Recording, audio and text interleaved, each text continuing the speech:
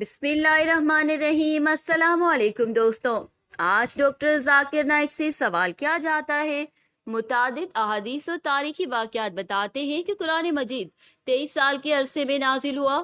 کیا اس میں اور جو قرآن کہتا ہے قرآن مجید لیلۃ القدر کی ایک رات میں نازل ہوا، اس میں کوئی واضح تضاد ہے؟ ایک سوال کا جواب دیتے ہوئے ڈاکٹر ذاکر نائک فرماتے ہیں، حدیث اور تاریخی ریکارڈ اور قرآن مجید میں کوئی تضاد نہیں، کیونکہ اگر آپ قرآن کی تفسیر کو پڑھیں تو قرآن لیلۃ القدر میں نازل ہوا۔ اس کا مطلب ہے کہ اللہ سبحانہ تعالیٰ نے قرآن کو لوح محفوظ سے لے کر محفوظ شدہ تختی تک نازل فرمایا۔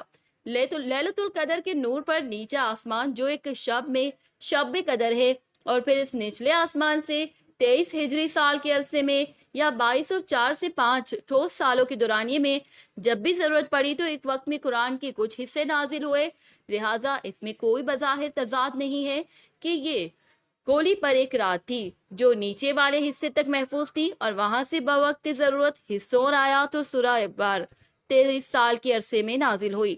اسی طرح جہاں تک دوسرے کا تعلق ہے، اللہ سبحانہ تعالیٰ کو ماضی حال کے بارے میں ہر چیز کا علم ہے، اور اس تختی سے وہ شب رنگ میں فرشتوں پر ظاہر کرتا ہے کہ اگلے سال کیا ہونے والا ہے۔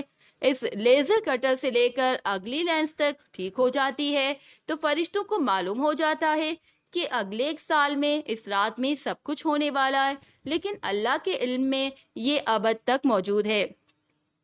اب تک کے لیے اتنا ہی۔ مزید اچھی ویڈیوز کے لیے ہمارا چینل سبسکرائب کیجیے۔ اللہ حافظ۔